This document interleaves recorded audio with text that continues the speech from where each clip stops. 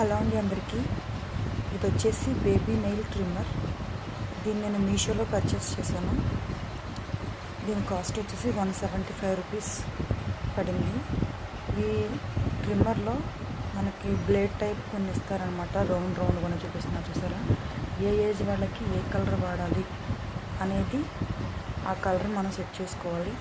అదిగోండి, box open చేయగానే మనకి ఇలా అయితే కనిపిస్తుంది. ఎల్లో ఏ ఏజ్కి వాడాలి, స్కై బ్లూ ఏ ఏజ్కి వాడాలి, పర్పుల్ ఏ ఏజ్కి వాడాలి అని చెప్పి మనకు అక్కడ మెన్షన్ చేస్తారు.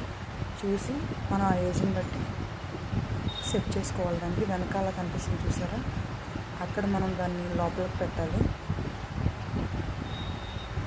ఇది వచ్చేసి మనకు బ్యాటరీతో రన్ అవుతుందన్నమాట. అదిగోండి, అక్కడ మనం సెట్ చేసాము. మా బేబీకి ఆ కలర్ సెట్ అవుతుంది ఏజ్కి. అదిగోండి, లైట్ కూడా వెలుగుతుంది.